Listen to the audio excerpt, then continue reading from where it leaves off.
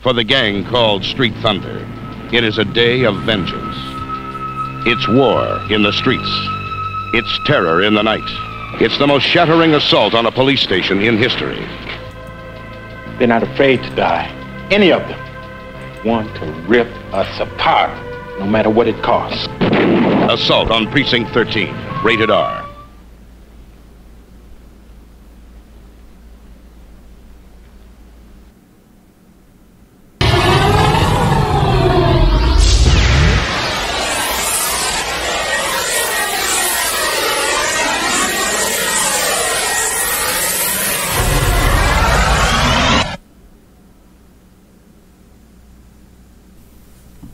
You're listening to Moviesucktastic.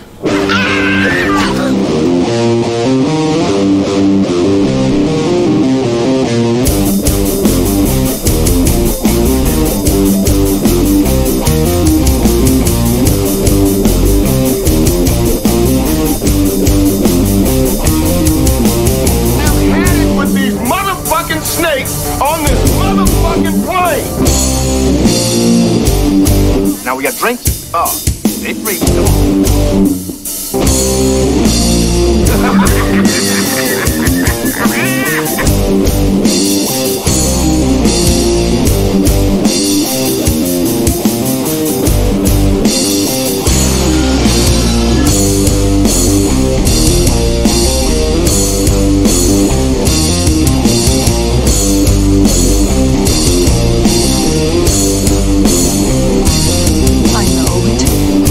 It all sounds like some bad movie.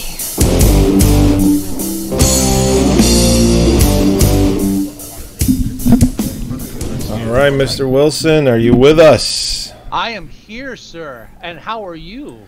Tired. Tired? So tired. Oh, don't say that, because we're here to have we're here to do Moviesucktastic. Okay. And so this is Scott, and that's Joe. Tired one is Joey, and that's me. What? That's me. That's you. My name's Tired. And all right, come on, get some pep in you, because we are reviewing Assault on Precinct 13. The 1976 John Carpenter Assault on Precinct 13. God, yes. Yeah, fuck the 2005 remake. Yeah, I'm having a little soda, just a little pick-me-up. Liter of cola. I don't want a large farva. I want a liter of cola. So I mean, this review is kind of like it's just almost like a lazy episode, because we've both seen this film countless times in the past, and we're really just reviewing it because we're reviewing movies year by year, and right. Currently being in 1976, we're trying to hit the classics, as you will. Sure. That we never did in the past. Every once in a while, I think you're going to find that we're going to throw in a classic of some sort, you know. Mm-hmm. Like, not that I'm going to say we're going to review Rocky, came out in 1976. I don't think I'm interested in doing that. No. But there, you know, we could have done Jaws in 1975 and we didn't. But I think there's going to be times like this, Assault on Precinct 13, absolute Carpenter classic. And I think it needs to be. I think it needs to be done. Yeah. I think we've talked about it in the past, but we never officially reviewed it. Yeah, we've always talked about right. this. So yes. So I mean, we're just going to kind of give our own opinions on it. Now, the plot is extremely simple, and everybody already knows it. There's a gang that's preparing for a gang war because one side massacred the other side, but that all gets thrown up in the air when a father kills the gang leader because he shot his kid at the ice cream. At the ice cream truck. Ice cream truck. And as they're driving in, okay, go ahead. I'm just finishing the real quick capsule. Is he runs to a police station that's closing down, and that's the last night it's supposed to be open in the first place, and then a long siege takes place in which the gangs, the almost like the Alamo, were these bloodthirsty gangs close in on the police station and try to kill everybody inside. Specifically, the dummy father, that vigilante, the gang leader. Yeah. And there's a famous prison guy involved too. Yeah, Napoleon Wilson. Yes. Very popular last name, Wilson. I dig that name. Yeah. Yeah. Lieutenant, you run this station like chicken night and turkey. That line still. How old is these are production advertisements for Moviesucktastic from years ago. Yeah, and I redid them actually because I got a 1080p copy of the movie finally. And so I went back and redid them with our official font, or at least our official YouTube font, just for the hell of it. One thing I found interesting when I was pulling the slides together for our little review show here, all the movie posters were pretty cool, but the Italian, I believe it's the Italian one. It is. For some reason, they have a white cop yeah. as the hero on the cover. I'm like, that's odd. And it even has the shoulder holster thing, so you know it's like supposed to be a cop. Right. It's like, yeah, that's no. Why would they have a problem with the black lead being on the? Just, of course, the black guy wasn't on the other posters back then either. It was just gangsters right. straddling the city. But I think the point stands. No, there's no disputing it whatsoever. I did notice, you rewatch movies like this, and one of the things that always stood out is when they have the shot of him getting out of his house. And I'm like, that's a pretty nice fucking house. Yeah. I'm like, I know he's a lieutenant and all that stuff, but I'm like, does he really make enough money to afford a house like that? I think the big reason for that was solely to show this is West LA. Now we're going to East LA. Yeah. And but I even like the father. I say, this is a bad neighborhood. Yeah, we're trying to get for the cops. No, trying to get Nana out of this neighborhood. But we never meet Nana. No, it's probably a good thing. Well, listen, if you met Nana, no more Nana. Nana ain't making it. That's true. The fact that Nana lives in this neighborhood and is still alive it should be a testament. I feel like one thing I focus on in this film is we both agree that John Carpenter's quality of filmmaking kind of dropped off in the 90s. Oh, absolutely. When I look back at films like this, I feel like he's one of those directors that really works better under a tight budget.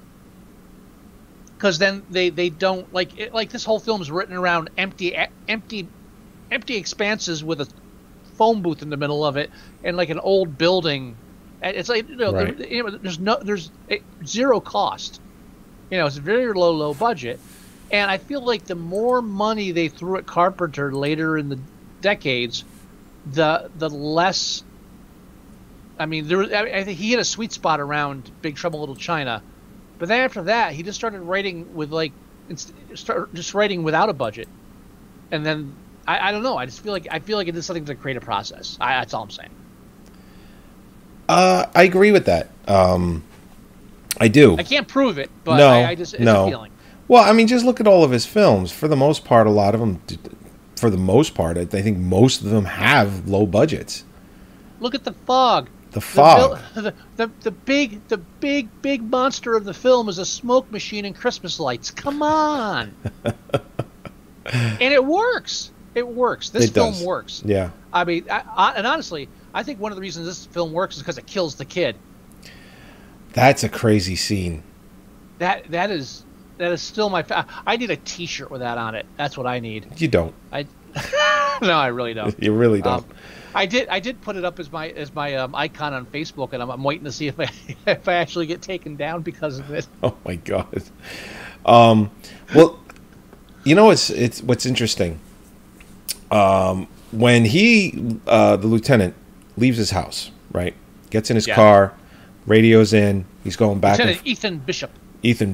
He's going back and forth, and because he's going over to the station, the precinct that is being decommissioned, dissolved, closed down, and they're relocating to another 10 blocks downtown.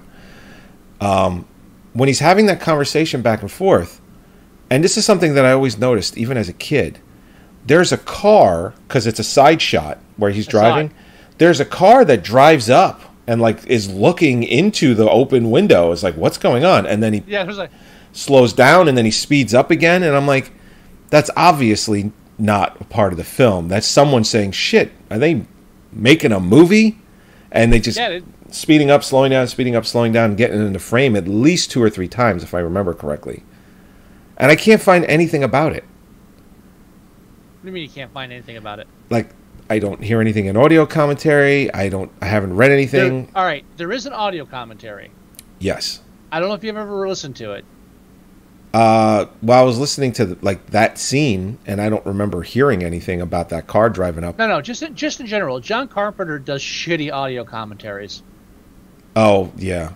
He spends most of the time just pointing out you can, like when he breaks his arm in the cell. Right. He's like, that was like a broomstick. It's like a really low budget. It's like, John, we knew it wasn't real. Stop beating yourself up over the budget. It's like he does this constantly. He just picks out all the things like, that doesn't look good.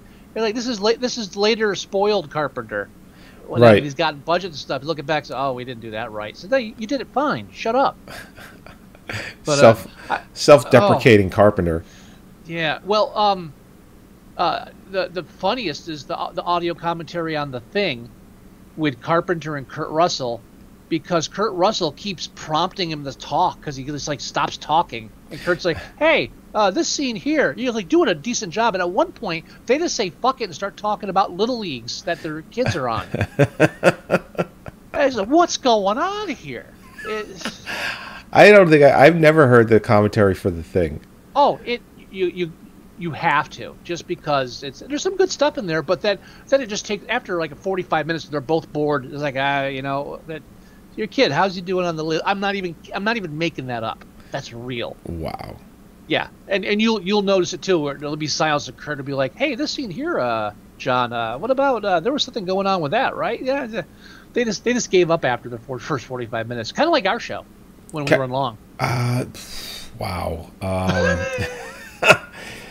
It's interesting. I mean, there was a point in time, and I know we're reviewing this film, but if we're on the subject of it, I'll just mention it briefly. Yeah. There was a point in time where I lived for audio commentaries. It's like, we just got the new Laserdisc, blah, blah, blah. Or when we moved over to DVD, it's like, let me check the audio commentary. And I still kind of listen to it, not nearly as much as I used to, but like maybe 1 in 50 movies I might listen to the audio commentary for. It's just, I don't know when it became uninteresting to me to listen to it, but it kind of has. Not having enough time to just watch movies even without commentary, I think, lends to it. I think you're right. I really do. I mean, I would love to just, listen to commentaries and enjoy them, but... Yeah, I couldn't tell you the last audio commentary I listened to.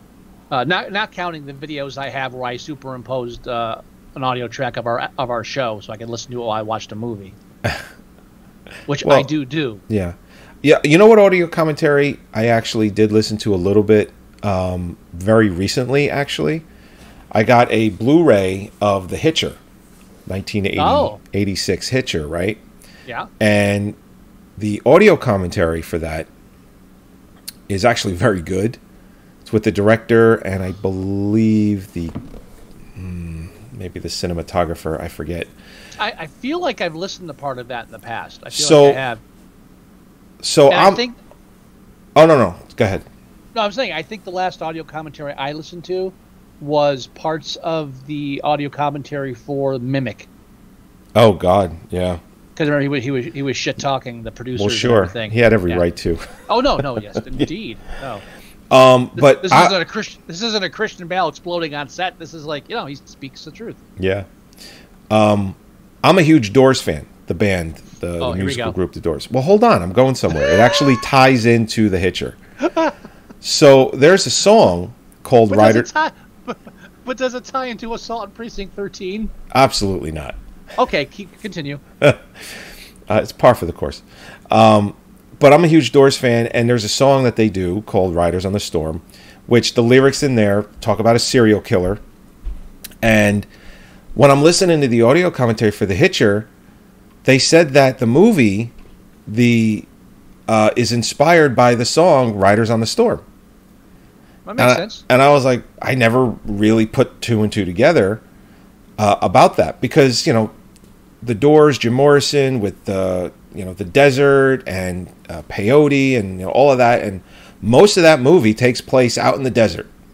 Mm-hmm. And it's inspired by the serial killer in Riders on the Storm, and Rutger Hauer's name in the film is John Ryder. Ryder, that's right. And I was like, R-Y-D-E-R. R-Y-D-E-R, right.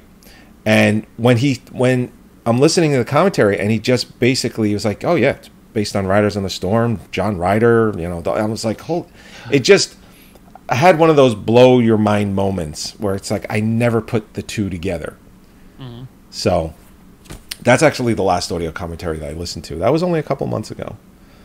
Now, the one thing I really like about Assault on Precinct 13, yes, is I think the pacing I think is very well done. Yeah, absolutely. And you know what else I like about it? I mean, Carpenter does music for all of his films. I think the music pushes the tension very well. Oh, I mean, just the scene where the father and daughter are driving, and you just have that low, like there's like, I can't even do it. Well, sure. It's like that low rumble. It's like almost a rumbling bass. Yeah. Just tells you, and they do it. You know, they different variations now in the big budget films, but yeah. Well, what comes close to that, because there are scenes where, like, say they're just walking to the precinct, where you feel that tension, where it's just like that high pitched, like you were talking about the low bass, but then they also have the high pitched, like the and it just keeps kind of getting a little louder, a little louder, a little louder, until you hit that almost climax of tension. Because of rewatching this film, I've had the soundtrack to Escape from New York running through my head, or L.A. actually. I don't know if it's the exact same one, but because I actually prefer Escape from L.A. You know what? I just had a conversation with someone recently where they said they prefer L.A. over New York. You know, as a kid, I never got into Escape from New York, and so watching it now, I don't have that kind of thrill. But I don't know, just something appealed to me about it. Stacy Keach was fun. It was a fun movie, and I knew enough about Escape from New York, right, and had seen it. You know, I'd seen it at least once or so. That I was like, oh, he just remade the whole movie. This is even better now. It was really, I mean, I am a purist. I know New York is the better film. It's the one I grew up with as a kid. Yeah, I saw that movie a ton of times as a kid. I love Escape from L.A., but there's absolutely no way it's the better movie. Escape from L.A. has several flaws, but it also has several amazing set pieces, like Kurt Russell doing the basketball thing, which he actually did. Right. And, you know, and just like Bruce Campbell's cameo. But a lovely blue eye. Yeah, it's fun. I enjoy it. Oh yeah, no. Listen, I saw Escape from L.A. in a theater. Oh yeah. The end is great. But the one thing that comes to mind about how music or just sound is used to create tension is the one thing that comes to mind that does it really well, just like this, is the scene in The Dark Knight where Batman is interrogating the Joker, where he's telling Batman that he has to choose between Dent or Rachel.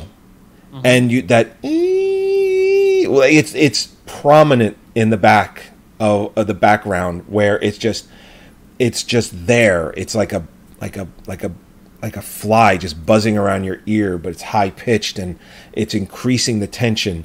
And he's being interrogated. He's getting the shit beat out of him, but it just isn't going anywhere. And the tension builds and builds and builds. Carpenter does that in this with the same effect. So I would think that Nolan maybe borrowed a little from Carpenter when he was doing that, because you don't really hear it too much in films where the tension is built up with just a single high decibel pitch. I'm sure you could find other examples. I'm sure you can. But it's an interesting correlation. It's what I thought of immediately rewatching this. Yeah, and the thing is, like, it's so effective. I mean, because you could make fun of it and say, "Oh, it's just this sounds like a guy on a synthesizer," and it is a guy on a synthesizer. Absolutely. But I mean, he got a better one for later films. Oh yeah. They upgraded the set. But it would be great if synthesizers, they have the preset demo modes. If they had a preset Carpenter demo mode.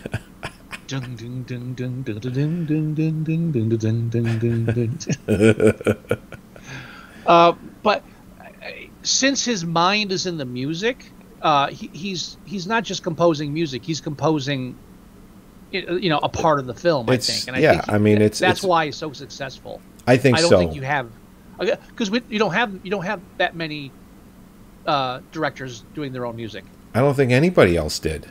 I really don't. I mean, you get some that sing their own songs and stuff, but they're not like composers. So no, or musicians. As far as directors, doing scores for their own films, I don't think anyone. I'd have to. As far as a successful director, where he's given a real budget by a real studio, and they're trusting the director. Oh yeah, you can do the score. Sure, why not? That is almost unheard of. I don't think there is anybody else. Maybe Rob Zombie, but because he has a music background. Yeah, but also the difference is, like, Rob Zombie came into the film industry after succeeding in music. Yeah, and Zombie does songs. I don't think he does the score. He'll add songs that he does to the movie, and I think that's kind of it. But what was I just saying? Rob Zombie. You were talking about. Why did I mention Rob Zombie? I mentioned Rob Zombie. You were talking about him doing the music. Well, I mean, part of it is like Rob Zombie. Oh, I'm a famous musician now, and I'm going to start doing movies. Carpenter, worked his way up making films, and like guerrilla filmmaking, I think really brings out the true talents, because this guy's, when you're a real guerrilla filmmaker, you're wearing multiple hats. Sure. And how many hats does this guy have? He's doing, a lot of them do their own editing too, and in this case, doing his own music on top of that. I mean, that's a multifaceted talent, and he pulls off a film that really still stands on its own today. I mean, as long as you can wrap your head around the idea that cell phones didn't exist for all time, then we can get back to the real world, where sometimes you actually could get cut off from nowhere. Well, and yes, exactly. And really, you know what? Now that I think about it too, the gang is actually almost the exact same bad guy as the Fog, because you rarely see them except for shots where they're blowing out of windows or running across the street. But for the most part, they are the invisible monster, and that's a theme that Carpenter obviously took in horror films. Well, what works about this, what really works about this film, is that it takes place in a real shitty part of town. Mm-hmm. Yeah, people live there a few blocks away. Man, they're probably used to hearing gunshots, so they're not like calling the cops. No. Well, I love like the empty lot with nothing in it but a payphone booth. Right. Payphone booth. I don't even know how to say it anymore. It's been phone booth. Phone booth. Yeah. Payphone booth. Wow. It's a payphone booth thing. I mean, there was how fast cell phones took over. There was a movie in 2002 called Phone Booth with Colin Farrell. Right. And it talks about the last phone booth in New York City. And this is like 20 years ago this movie was made. Mm-hmm. That's how fast cell phones took over. Where everybody pretty much had one. Phone booths were pretty much obsolete within probably 3-4 years' time. Yeah, and now filmmakers have to spend 5-10 extra minutes writing into the screenplay why and how the characters can access their cell phone and contact anybody around the world instantaneously. We got to make sure we show the hand going up, or I don't have any bars. We have to insert this conversation into every fucking horror film now. Yeah. Thank you, technology, for ruining art. Well, I'll tell you what. When we all got lost in the woods, I had a little bit more respect for people in horror films that couldn't get a signal. Yeah, right. Just a little bit. That was before smartphones, though. Let's be fair. That is true. But at that point in time, I'm like, I get it. I get why they can't make a phone call. Right? I don't even want to talk about it. I'm starting to flashback again. It happened right around this time. A Yeah, couple of months ago. I need to sleep, Let's not bring it up again. Real quick, at the time, Scott was the only one that had GPS on his phone, and it didn't work. No, it worked. It worked. It showed us exactly where we were. It showed a nice map of blank and then a dot right in the center. We were there. Let me tell you, you can't get lost anymore. Like, I have 75 acres behind my house. If I went out there in the middle of the night and got lost and turned on my phone's GPS, all I have to do is click the little man walking, and it's a GPS tracker. It would basically tell me where to walk to get to the closest road. Thing of the past. Right. Anyway, Assault on Precinct 13. I don't think the film's unbelievable either. No, I really don't. He really sets a perfect situation for everything to go down. And as far as everything from the phone company having to turn off the electricity in the phones at some point in the night. Even the origin, I like the idea that these two gangs are going to have a blood war now because of something that happened that has nothing to do with anything. Here comes some idiot father with his daughter. She runs off and gets killed by the leader of the gang. Crazy psycho father chases him down in vigilante justice and shoots him, and then runs scared when they all start coming for him. And the closest building is this precinct. I mean, it's a perfect setup, really. Yeah. And having Napoleon, Wilson, and the other two prisoners ending up there with the chief. I mean, again, it's a nice perfect storm. Nothing too. It's not some of these films now where every coincidence is so outlandish. It's like, come on. There's suspension of disbelief, but then there's just this shit. True. And it's simple. It's simple writing because you don't need anything more complicated. And Carpenter knew that. It's simple. Keep it simple. Very. And you know what? I like Ethan's character, even though I don't find him to be the weakest character, but I liked him. I especially liked when things happen and he just starts laughing because he just couldn't believe. It's like, oh, come on, that didn't happen. It's like, fuck, that really happened. Like when what's his face from Rocky, Apollo Creed's trainer. He's in the movie. He gets in a car, hot wires, and it starts driving away. Then the car, crashes, and he was like, "Oh, just a window broke. He got away. It's fine." And then he just is like, "Nope." All right. He actually was genuinely laughing. He was like, "Oh, that's fine. It's nothing." And then he's like, "Fuck, that's not nothing." Here's a mini rabbit hole I fell down with this film. Napoleon. Yes. Ironically, is played by an actor named Darwin, which I find just as equally as Darwin. an interesting name. Yeah. Darwin Johnston, who was also in The Fog, and the character he played is Dr. Phibes. What? Oh, really? And it's been so long since I've seen The Fog that I don't remember there being a Dr. Phibes, and I'm sure if I watched it now, I would laugh out loud at that one. There's the Italian poster. Oh. Blonde woman. There is no blonde woman in the movie. And a cop with sunglasses with a gun holster. And he's white. Distretto 13.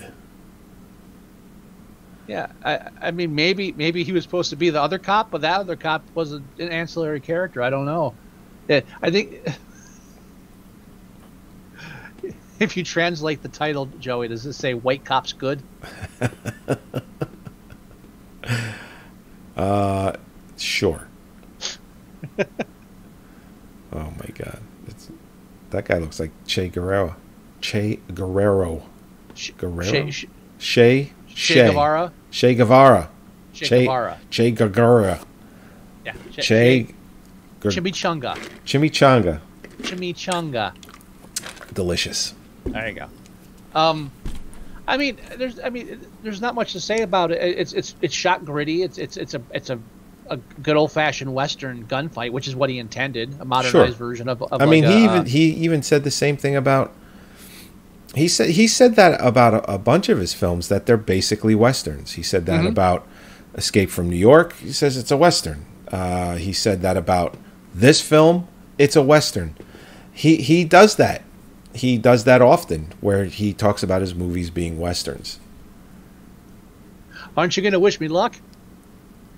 Good luck. Like they both say it at the same time. Good luck.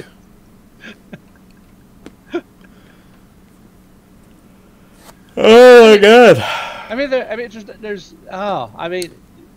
Thank you for challenging me to this, Joey. But there's really not much to talk about. No, and I kind of knew that was going to be that way. Because again, we like it. It's a good film. Yeah. It's always done. harder to review films you like because you don't want to try and find things wrong with it, because if you like the film that much, it's like, sure, okay, this shot might have been done a little differently, and it's like, I don't care. I like the way it was shot. I like that it's a flawed shot. You know?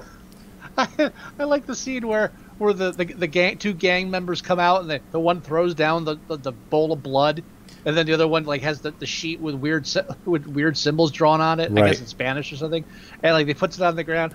I just would like to cut back to somebody inside. So what the fuck is that? What is? I understand why they wanted to remake the film, and the remake isn't horrible. It's not like the Hitcher remake. No. Hitcher remake is atrociously bad. But it tries to complicate the characters and they pull that whole let's make sure that this guy's the good guy now. It lost the charm of this film, and that's this is a charming film. Although it's just growing on me the now that we discovered that Italian poster. Yeah, I'm looking at now. It's a film where the lead character is black. And the tagline for Assault on Precinct 13 is "A white hot night of hate." Got to get white in there again? Got to do that again? I don't know. It's a fun film. Now this film Assault on Precinct 13 is 7.4 on IMDb because it is a classic and everyone loves it. Yeah, I think it was because I watched this off of my Plex server. I want to say the Rotten Tomato score is something like 98% critics and in the 90% for the audience score as well. Like both scores are in the 90s. Right. Now, with that in mind, though, for me, I can't see going higher than a 7. You have to take the production value into account, and it's a good film, but it's not polished. Let's be fair. No. Some of the acting is not even subpar. Not talking about our lead characters. Although the female lead does just kind of like stare blankly. She what's her face? She reminded me a lot of what the hell's her name? Lori Zimmer? No, the woman from They Live with the icy blue eyes. Oh yeah, she has that kind. Yeah, I can see what you're saying with that. I mean, she's a Carpenter favorite.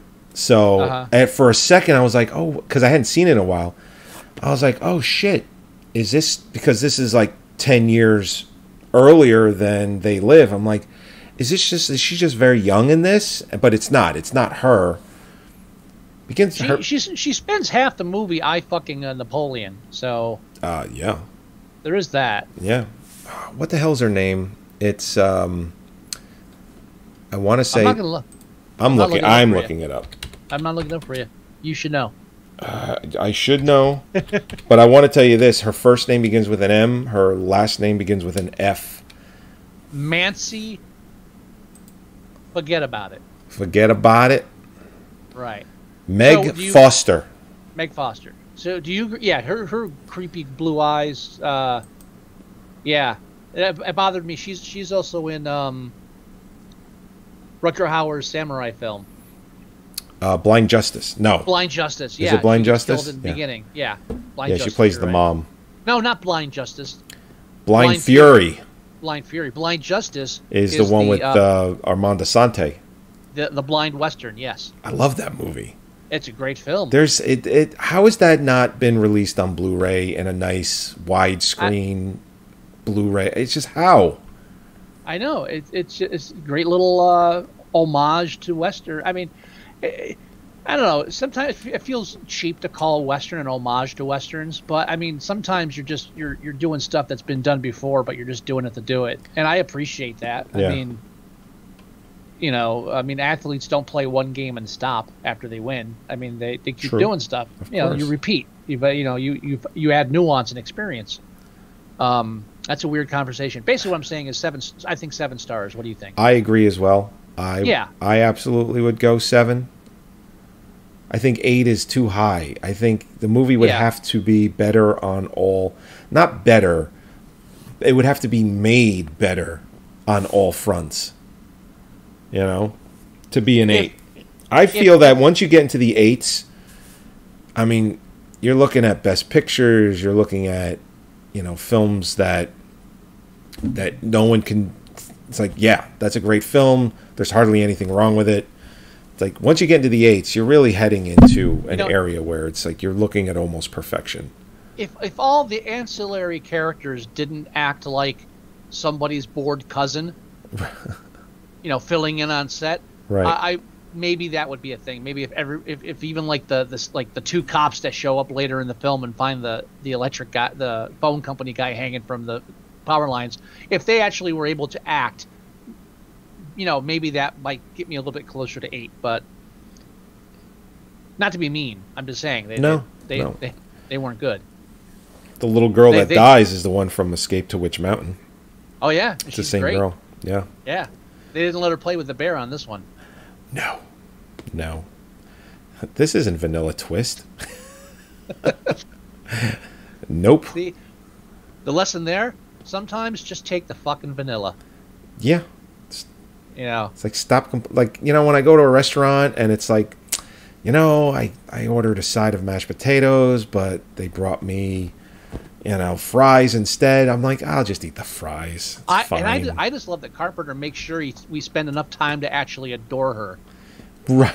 It's not just that she's a kid, but she's one we like. Yeah, she's a cute girl. She's just, she's smiling, and she's like, they're talking about how they're going to get Nana to go live with them and don't live in this shitty area anymore. It's like that's old dialogue there, and then boom, this ain't Vanilla Twist. And I really do like, too, how the father does go on that vigilante rampage, but as soon as he shoots the guy, he just loses. He's like, no, I'm done.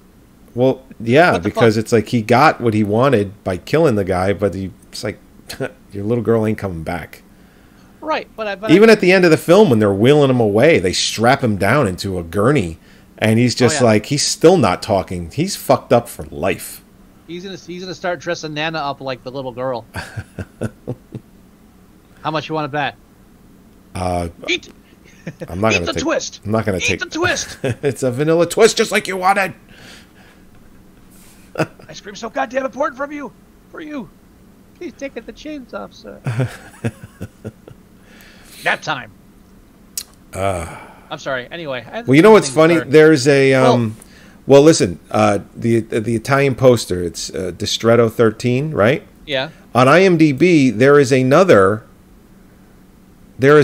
poster where the guy on the cover looks like Chuck Norris. Oh yeah, I see that. It is Chuck Norris. And why does he have a meat hook? That's what I'm saying. He's got a meat hook. He's got a silencer, and he's got a pair of handcuffs on. Like, that's Chuck Norris. Where is the Chuck Norris? Version remasterizata. Is that a good Italian accent, Joey? No. Where's the Chuck Norris? Hey, where's the Chuck? Where's the Chuck? Hey, Chuck, what's it with the meat hook? Suspense. Organizzazione ser ottenato e meccanismo potente e perfetto. Is it height? I don't know what any of that says. So here's I got a couple the of those deal. Words. I was thinking, since we just did a classic, that that maybe we'll shift right over to another classic. I'm okay with that. Now, I want to do a classic that I've never seen before in its entirety. This is one of them. This is one of those ones I'm actually ashamed to say that I haven't seen in its entirety at my age, being a movie fan. Okay. So, as far as hints, that's all I'm going to give you, I think. Oh, God. All right, I will tell you that we are going to shift to a different genre film. And we're shifting toward horror genre. It's horror. Yes. So there's your hint. It's a film I know about. I've just never actually sat down and watched it beginning to end. You know, like The Godfather. I'm not good at guessing films in this decade. I'm just not. All right. Well, I'll just tell you then. The Omen. The original Omen. Oh. Yeah, I've seen that a bunch of times. I've seen bits of it a bunch of times. I've read about it. I've seen that movie so many times that I rewatched it with Gerard. He had never seen it, and I rewatched it with him at my house, or maybe it was his house. I forget, but it was just fun watching it with someone that had never seen it before, because there's so many over the top scenes that happen. We're gonna have fun talking about this one next week. Speaking of over the top, I know I want to try to read an excerpt of Harlan Ellison's review. Of The Omen. Oh boy. Yeah. He really had a huge problem against violence against women in film and just violence in film in general. He was a real what's the word, pussy. So it's like his review of it. It's just he just loses his mind. I love it. Can't wait. Oh yeah, and if we ever review Outland, there's a fucking review. That's Sean Connery, right? Yeah. Yeah. That's one that's supposed to be. Oh, it's like space. It's it's science fiction, not fantasy. It's all rooted. He tears that shit apart, like 20 different points of how everything about the film is just totally wrong. He's so angry. Oh my god! I don't think I've ever seen Outland. Really? Oh, I forget which year it is. I don't know if we passed it or not. I believe that is early 80s, like 81 or something. Oh, that makes sense. Yeah, I remember when it came out. 81. You are correct, yeah. Man. You're good with the. So when we hit that, that's going to be a Harlan Ellison episode. Good old Harlan. Good old Harlan. All right, let's end it. All right. Let's get that ending music going. All right, everybody. Thank you for joining us again for yet another episode of Moviesucktastic. Go to our website at Moviesucktastic.com. Listen or download the show there. Go to our Facebook page at Facebook.com/Moviesucktastic. You can also go to iTunes and you can listen or download the show there as well. You can leave us email. The address is themovieguys@Moviesucktastic.com. You can leave us voicemail at 908-514-4470. You can download the podcast app for your Android device. Go to moviesucktastic.com/mst.apk or download your favorite podcast app. Just do a search for Moviesucktastic and just that's it. We come up everywhere. Do you have any words of wisdom, Mr. Wilson? Sir, you run this podcast like chicken night and turkey. Thanks a lot. You're welcome. Okay. When he says that in the film, he's like, thanks a lot. And I'm like, I don't know if he was entirely... He was being sarcastic, Joe. It wasn't the best sarcasm. Didn't come across that great. That's why it's 7 stars instead of 8. Thanks a lot. You're welcome. Oh, thank you. All right, everybody. We'll talk to you next week. Bye-bye. Bye.